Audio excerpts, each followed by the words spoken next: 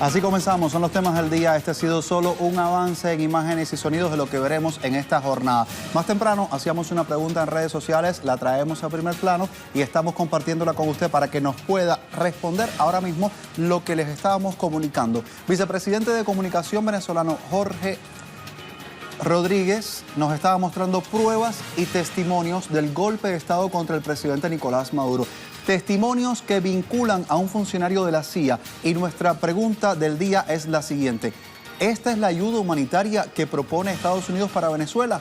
Queremos su opinión. Escríbanos ahora mismo a través de nuestras cuentas @YosvaniTelesur, @temastelesur. Estamos al pendiente en este instante para que nos pueda enviar su respuesta ahora mismo en redes sociales. En nuestro primer tema del día hablamos de Venezuela. Por una parte, en Uruguay se inició la conferencia internacional para abordar así la situación política dentro del país suramericano Venezuela y también para propiciar un diálogo con una solución pacífica, que es lo que se pretende. Por otro lado, también en Caracas, el vicepresidente de Comunicación, Jorge Rodríguez, presentaba estas pruebas, estos testimonios del golpe de Estado continuado que se lleva adelante contra el presidente constitucionalmente electo, Nicolás Maduro Moros. Ya ampliamos esta información. Aquí tenemos las imágenes de cómo desde Uruguay el presidente Tabaré Vázquez junto con la representante para Asuntos Exteriores de la Unión Europea, Federica Mogherini, estuvieron encargados de inaugurar la conferencia en Montevideo. El mandatario uruguayo resaltaba que el motivo principal de esta reunión es identificar puntos de encuentro y posteriormente articular acciones para resolver la coyuntura política, económica, social en el marco del respeto del derecho internacional y los derechos del pueblo venezolano.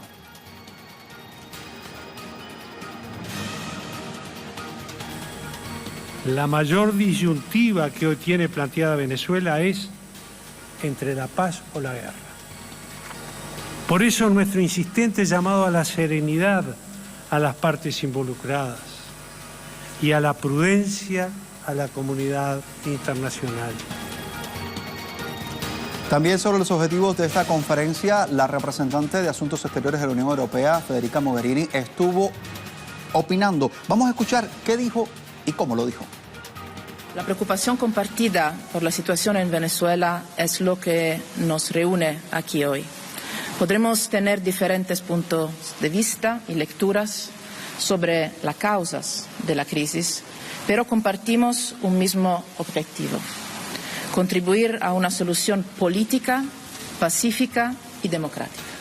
Revisemos entonces más de los objetivos de esta conferencia internacional celebrada allí en Montevideo. Un diálogo inmediato y también la generación de condiciones para el contacto directo entre los actores. También la negociación y la presentación de resultados del diálogo con puntos en común y un espacio para la flexibilización de las posturas. Otro de los pasos sería el compromiso y la suscripción de acuerdos, además de la implementación y materialización de los acuerdos con acompañamiento internacional. Estos son los puntos fundamentales, pero allí, en el lugar de los hechos, también está Telesur. Vamos a llegarnos en este instante por la magia de la televisión para conocer los detalles. Para ello sumamos en este instante en vivo, en directo desde Montevideo a nuestra enviada especial, Madeleine García. Madeleine, bienvenida. Cuéntanos qué está sucediendo en este momento, más allá de estos pequeños abrebocas que hemos presentado en este instante. Hola, Giovanni. Pues hace pocos momentos acaba de concluir esta reunión del Grupo Internacional de Contacto sobre Venezuela y allí leyeron un documento que no fue firmado ni por el CARICOM, ni por Bolivia, ni tampoco por México, porque decía México que la Constitución no le permitía meterse en asuntos internos de otros países. Lo que quiere decir es que los puntos ahí planteados en este documento final tenían que ver con precisamente meterse en la soberanía venezolana, porque planteaban, por un lado, elecciones, por otro lado, organizar ya el ingreso de ayuda humanitaria y además nombrar una misión técnica para visitar Venezuela.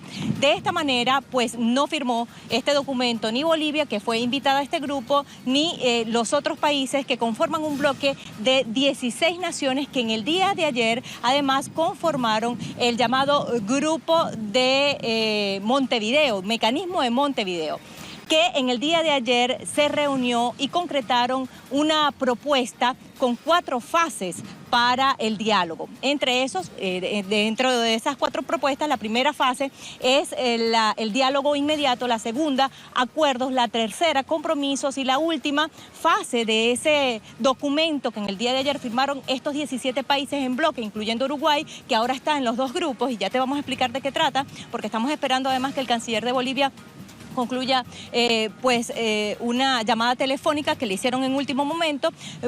Este grupo, conformado en el día de ayer, plantea esta solución del diálogo sin injerencia, respetando la soberanía y sobre todo respetando el derecho internacional. En este sentido, se desarrolló el ambiente en el día de hoy. Así que podemos describirte que aquí en Montevideo lo que ha ocurrido es que un grupo de la comunidad internacional difiere de otro grupo, que es la Unión Europea y sus países aliados, que plantearon precisamente esta propuesta de elecciones que no están dentro del marco de la Constitución de Venezuela. Incluso nosotros, cuando le preguntamos al canciller de Uruguay que ellos hablaban de elecciones dentro del marco de la Constitución, pero esto precisamente no está establecido en la Carta Magna, porque además las elecciones se llevaron a cabo el 20 de mayo del 2018 y decía, se planteó simplemente, y si así el pueblo venezolano lo quiere, allí está en este documento. Pero lo que nos llamó poderosamente la atención, que pareciera una imposición frente a lo que está ocurriendo en Venezuela, y por eso estos países en bloque que te estaba comentando, que en el día de ayer formaron este mecanismo de Montevideo, y así quedó establecido 2 grupos conformados por 17 países, incluyendo Uruguay, que también pertenece ahora al otro grupo que se llama Grupo Internacional de Contacto sobre Venezuela, plantearon esta otra posición sobre las elecciones. Ya llegó y está aquí conmigo ya el canciller de Bolivia, Diego Pari, para que nos amplíe. Ya estábamos explicando un poco ese tema de los 2 grupos que se crearon y cómo quedó establecido, pero además ustedes no firmaron ese documento final. ¿Por qué y qué se ventiló allí dentro de esa mesa de reunión? En el espacio de diálogo que se ha establecido acá en Uruguay, nacieron 2 propuestas, una propuesta generada por México y Uruguay, que es el mecanismo de Montevideo, al cual Bolivia el día de hoy oficialmente se suma y acompaña junto con CARICOM, y la otra propuesta que se ha generado en el grupo de contacto promovido por la Unión Europea, al cual Bolivia no puede acompañar. Bolivia se ha excluido de esta declaración, porque nosotros no podemos acompañar un texto que haga referencia a la realización de elecciones. Creo que este tema les corresponde a los venezolanos y las venezolanas. Este es un tema interno de Venezuela y ellos deben ser quienes deben definir cuáles son las dificultades y de qué manera los van a resolver. Otro tema que ellos plantearon era el ingreso a ayuda humanitaria. Ya el gobierno de Venezuela ha dicho que eso no lo va a permitir y está planteado dentro del documento de la Unión Europea. Ustedes tuvieron también objeción. ¿Qué plantearon allí? ¿Qué dijeron en la mesa? Creo que debe haber una acción coherente de parte de todos los países que estamos debatiendo este tema y que estamos trabajando para contribuir a Venezuela. No se puede hablar por una parte de ayuda humanitaria y por otra parte seguir ampliando el bloqueo económico financiero contra Venezuela.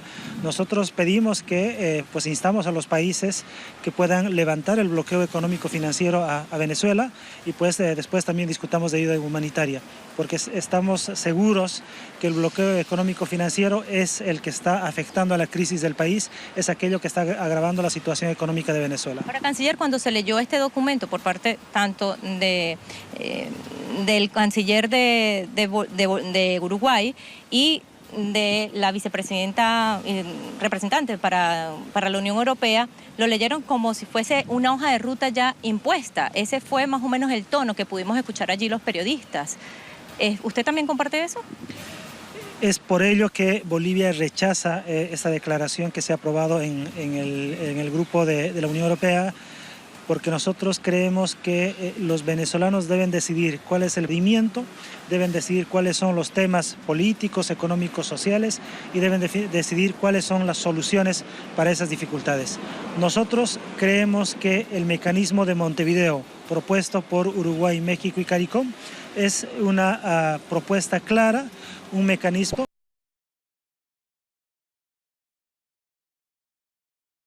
pero sobre la base del diálogo definan los destinos de Venezuela. Ahora, ¿cuál es el siguiente paso? Decía el canciller de México que el siguiente paso sería lograr que ambas partes se encuentren ¿Cuándo van a ser las próximas reuniones? ¿Qué va a pasar con esta reunión del Grupo Internacional de Contacto sobre Venezuela?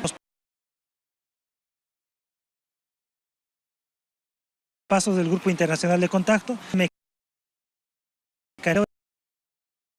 Está claro, lo que se va a hacer es ofrecerles a los actores políticos de Venezuela el mecanismo, invitarlos al diálogo y pues ahí nosotros poder acompañar para que ellos puedan resolver sus dificultades. Muchísimas gracias al canciller de Bolivia. Bueno, Giovanni, ya hemos escuchado lo que aquí acaba de ocurrir y concluyó en el día de hoy en Montevideo. Son dos grupos, y esto es muy importante, un bloque de 17 países que conforman este mecanismo de Montevideo y otro bloque que está liderado por la Unión Europea, que plantea este documento leído también en el día de hoy, en donde hablan de elecciones prácticamente ya y forma una hoja de ruta muy diferente al documento planteado en el día de ayer por el otro grupo. Así que ahora lo que nos comentaba el canciller de México es que traten de lograr que ambas partes puedan coincidir y ya esto sería un avance importante para la solución de la crisis en Venezuela, que pasa precisamente porque se pongan de acuerdo las partes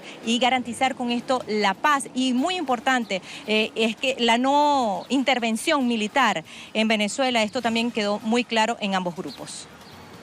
Gracias, Madeleine. Madeleine García, nuestra corresponsal enviada especial allí a Montevideo, entrevistando al canciller del Estado Plurinacional de Bolivia, Diego Pari. Hasta un próximo encuentro, Madeleine. Seguimos revisando más de lo que sucedió de este otro lado en Caracas, donde también se habla y mucho sobre Venezuela. Hasta un próximo encuentro. Gracias a ambos. En paralelo a esta conferencia internacional que se ha desarrollado en Uruguay, durante este jueves el gobierno venezolano mostró nuevas pruebas y también testimonios del golpe de Estado continuado que se lleva adelante contra el presidente constitucionalmente electo en el país, Nicolás Maduro Moros. Durante una rueda de prensa, el vicepresidente de Comunicación y Cultura, Jorge Rodríguez, informó que los órganos de inteligencia venezolanos lograron la captura del coronel retirado Oswaldo García Palomo, quien entró a territorio venezolano con la intención de liderar el golpe de Estado, y así estuvo siendo aprendido este militar. Se le incautó armamento, chalecos antibalas, teléfonos satelitales, un carnet de inteligencia militar y también carnet de periodista. En medio de las declaraciones que ha sucedido, el militar de sector dio a conocer la implicación del prófugo de la justicia Julio Borges en estos preparativos del golpe. Escuchemos. A García Palomo, que había sido el organizador del golpe militar de mayo, logramos hacerle ver que se iba a alzar una unidad militar en la ciudad de Caracas. Resulta que el vehículo en el que se desplazó García Palomo desde que entró a Colombia hasta el estado Táchira y desde allí al estado Barinas fue un vehículo puesto por los servicios de inteligencia venezolanos. Y resulta que toda la operación de penetración del señor García Palomo a Venezuela fue una operación que veníamos siguiendo de manera estricta. Y entre los audiovisuales que se dieron a conocer con el testimonio del coronel retirado García Palomo, destaca cómo fue la participación del prófugo de la justicia Julio Borges en los planes de desestabilización contra el gobierno legítimo del presidente de Venezuela, Nicolás Maduro Moros. Escuchemos. El señor Julio Borges, yo hablo con él por primera vez, no lo conocí, en la ciudad de Colombia, a petición de un señor general de la Policía Nacional que me lo solicitó, y solo por esa razón fue que me senté con ese señor. Cuando hablé con él, su primera impresión fue que estaba dispuesto a todo para salir del gobierno venezolano, y que así no le dieran cargo, no le dieran nada, él con esto era un éxito para él.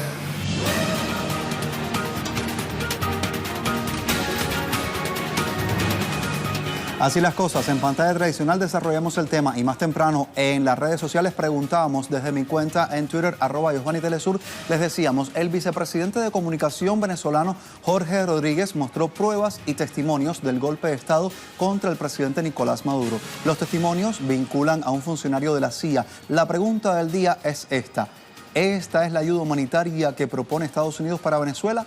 Usted tiene la palabra, opine junto a nosotros, también puede hacerlo a través de la cuenta de Temas Telesur, Temas del Día, en pantalla a esta hora desde nuestra casa en Caracas. También tenemos mucho más que queremos mostrarle a esta hora y es nuestra imagen del día, nos lleva hasta México. ¿Por qué? Porque se lleva adelante ahí una feria de arte contemporáneo, es la más importante de toda la región latinoamericana, reúne allí 180 galerías de 22 países de América, Europa, también de Asia. Vamos a revisarlo y así nos vamos a una pausa, regresamos en breve con más temas del día.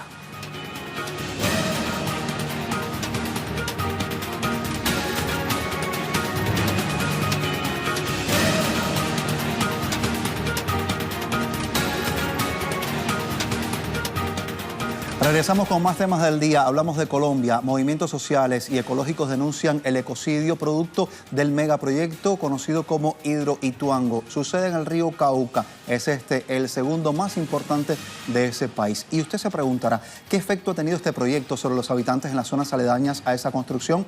Vamos a conocer mucho más. Para ello es nuestro segundo tema del día.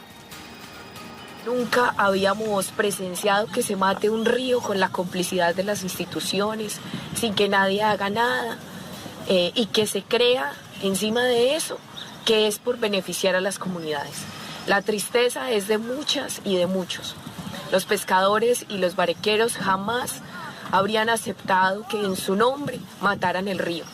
A EPM se le pide respeto, se le exige que no haga este tipo de crímenes, que sea metido a la cárcel quien tenga que ser metido, porque esto no se le puede llamar de otra manera. Lo escuchábamos, es ella una de las integrantes del movimiento Ríos Vivos, denunciaba así este bajo nivel que se está dando con el río Cauca. Estamos viéndolo en las aguas abajo de esta mega construcción. Desde este jueves las comunidades del municipio de Puerto Valdivia, en el departamento de Antioquia, estaban señalando a la compañía estatal Empresas Públicas de Medellín, también conocida por sus siglas EPM, estaban señalándolo como responsable de lo que afirman es un crimen ambiental. Todo ello en razón del bajo nivel que está dándose en el río y también a las afectaciones que generan a estos habitantes locales que necesitan de este río para poder realizar sus actividades diarias, como es lógico. Ahí estamos hablando de pescadores, estamos hablando de mineros que están responsabilizando al gobierno del presidente Iván Duque de ser el cómplice de esta catástrofe ecológica, así lo han denominado. También tienen exigencias, están desde allí exigiendo que pues se ponga adelante una investigación sobre esta catástrofe y se encarcele al gerente general de EPM, Jorge Londoño, por estas consecuencias, y afirman que estaban previstas estas acciones y realmente no se tomó ninguna acción previa. Así lo denuncian los ciudadanos. También Telesur está allí muy al pendiente de esta realidad. Por ello vamos a enlazar con nuestra corresponsal permanente en Bogotá, Tatiana Portela, con más detalles sobre los efectos de este proyecto, un proyecto hidroeléctrico que se denomina así Hidroituango. Bienvenida Tatiana Portela, cuéntanos. Un saludo para usted y para nuestros televidentes. Pues bien, hoy las comunidades que viven río abajo de esta represa de Hidroituango han señalado que el afluente, el segundo afluente más importante de Colombia, ha muerto, el río Cauca. Y esto lo han venido diciendo desde hace 2 días, momento en el que se presentó esta tragedia ambiental. El día de ayer, las comunidades bajaron hasta este río que se encuentra totalmente seco para darle el último adiós al río Cauca, para pedir también al gobierno nacional que se pronuncie, porque hasta el momento el presidente Iván Duque no se ha referido al tema, ni siquiera para saber qué va a pasar con Empresas Públicas de Medellín, con el proyecto y con las comunidades que desde hace 7 meses se encuentran también en albergues que eran temporales, pero que se han vuelto su lugar de vivienda. Esto porque no han podido regresar a las casas que fueron duramente afectadas cuando el río Cauca se desbordó. Pero mire, a esta hora en la capital de Medellín, la capital del departamento de Antioquia, se encuentran varias comunidades ribereñas y organizaciones de derechos humanos al frente de Empresas Públicas de Medellín, realizando un plantón, pidiéndole a esta empresa que dé explicaciones serias, reales, sobre la situación de la represa de Hidroituango, pero también para exigirle que se haga un desmantelamiento progresivo de la misma. Dicen ellos que aquí debe primar el ecosistema, el medio ambiente y por supuesto la vida digna de las comunidades, una vida que se está viendo duramente afectada porque el río se encuentra seco, y es porque allí hay dos labores que realizan estas comunidades, una es el barequeo y otra es la pesca, y pues debido a que hoy no hay un río, no pasa el río Cauca por municipios como Valdivia, como Cáceres y como Tarazá, estas comunidades no han podido comercializar ni subsistir. A eso tenemos que sumarle que el día de mañana se va a realizar un plantón, una movilización, también acompañada por organizaciones de derechos humanos que han acompañado al movimiento Ríos Vivos, para exigirle a la Autoridad Nacional Ambiental que dé explicaciones de por qué, si emitieron varias veces comunicados exigiéndole a empresas públicas de Medellín que detuviera la construcción de esta represa, no se llevó a cabo esta decisión de la Autoridad Nacional Ambiental. Finalmente tenemos que recordar o tenemos que decirle que las comunidades que se encuentran río abajo, otras del departamento de Córdoba, han realizado varios videos exigiéndole al gobierno nacional que desmantele esta represa, pero también dándole una voz de aliento a estas personas que hoy se ven directamente afectadas con este proyecto de esta hidroeléctrica. Gracias, Tatiana Portela, nuestra corresponsal permanente en Bogotá, con la información, y también a través de redes sociales. Políticos, ciudadanos se han sumado a esta denuncia contra lo que han denominado un ecocidio. Vamos a revisar a esta hora. El senador Carlos Lozada, a través de su cuenta, estaba manifestando: este sería o será el futuro de toda Colombia si permitimos que quienes han gobernado por décadas lo sigan haciendo, privilegiando los megaproyectos, despreciando la vida y también el bienestar de las comunidades. Hay más, le contamos que el presidente del partido FARC, Rodrigo Londoño, expresó: responsables ausentes hablan de progreso y legitiman megaproyectos para beneficiar económicamente a unos pocos que solo han usurpado la dignidad de las comunidades y sus territorios.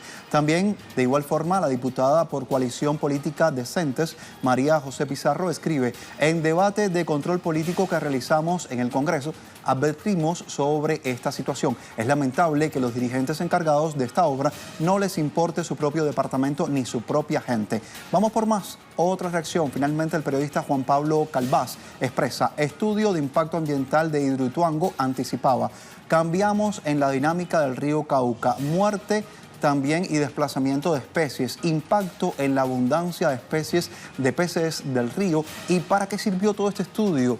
Saludo a la bandera. Así se está preguntando este usuario.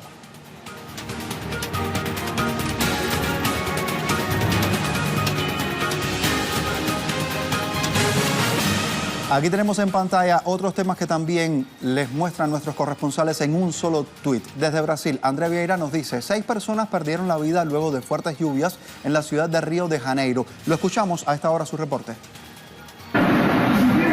Saludos a ustedes que nos acompañan aquí en Telesur. Efectivamente, luego de unas fuertes lluvias desde la noche de ayer, en la madrugada de hoy, 6 personas han perdido la vida aquí en la capital del estado de Río de Janeiro. Asimismo, también hay un número muy alto de personas que están desalojadas en este momento, ya que sus casas ofrecen riesgo para estas personas.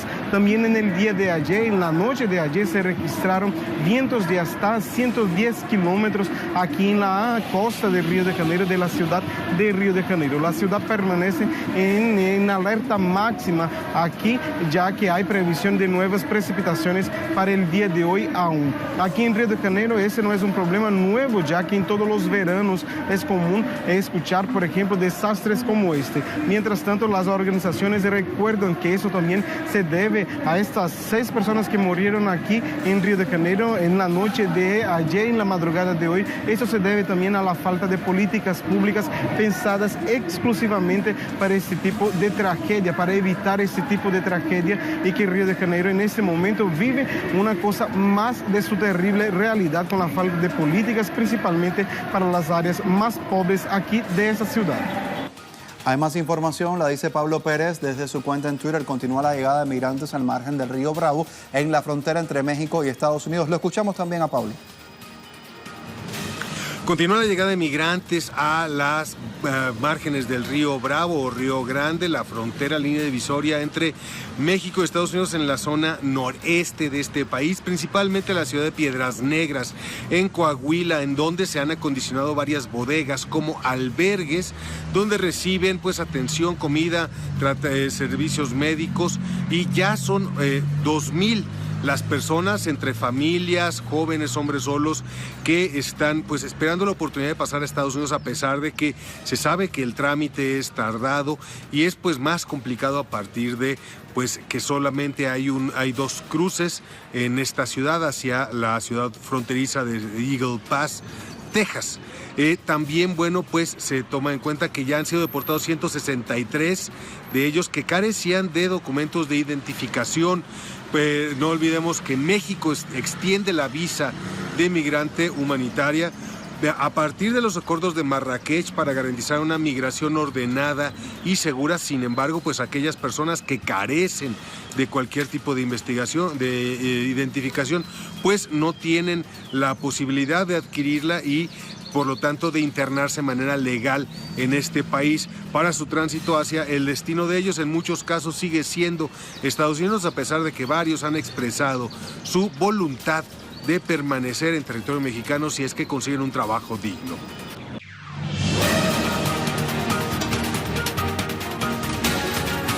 El tema en desarrollo nos lleva a la Argentina y está Edgardo Esteban para contarnos de estas movilizaciones que realizan los sindicatos. Edgardo, cuéntanos, bienvenido.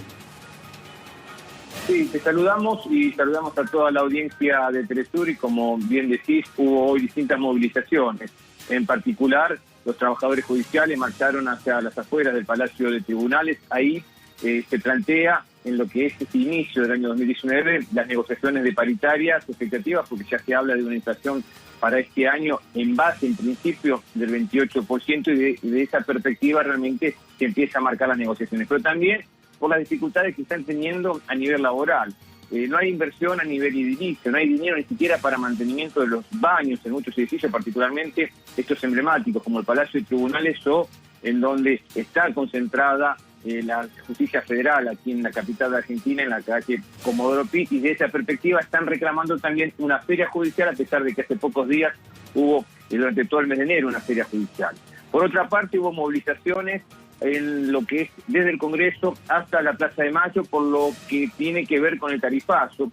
Además, esta noche va a haber en la ciudad de Mendoza y también en la ciudad de Córdoba, aquí en la República Argentina, las habituales movilizaciones, marchas con antorchas que se hacen justamente por el incremento de las tarifas. En lo que va de este año ya la luz ha subido un 55%, las tarifas del transporte público de pasajeros que han incrementado hace pocas horas un 40%, también el gas en un 35%, y se estima nada más que desde que comenzó el gobierno de Mauricio Macri hasta estos días, solamente en electricidad se ha incrementado un 1.317% cuando hay sueldos que no han llegado a un 20% del incremento del salario. O sea, se estima que el 10% de lo que gana cualquier ciudadano de la capital de Argentina lo tiene que utilizar para el transporte público de pasajeros, y esto está generando realmente mucha preocupación, mucha indignación, que seguramente también se va a ver reflejado en el día de mañana cuando a la noche, como se hace todos los viernes a partir de este mes de enero, haya cacerolazo en las calles de Buenos Aires justamente para reclamar y para protestar estas políticas de tarifazo que está implementando el gobierno de Mauricio Macri. Así estamos viendo la información. Gracias, Edgardo Esteban, con toda la información con nosotros desde allí, desde la Argentina. Al inicio del programa teníamos una pregunta, la revisamos a continuación.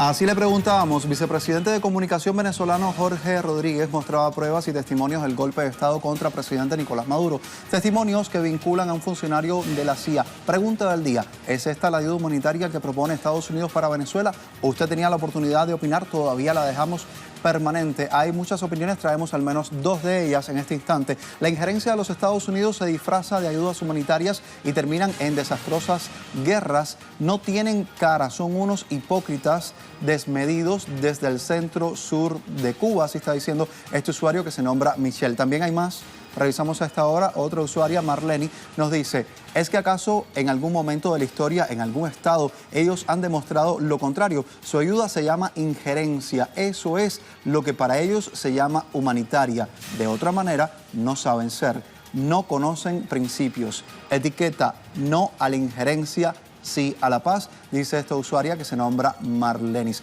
Así estamos viendo la información. Si nos diera tiempo, una respuesta más, no da tiempo. No nos da tiempo para más. Se acaban nuestros temas del día. Será hasta la próxima. Usted se queda con Telesur. Nos vemos.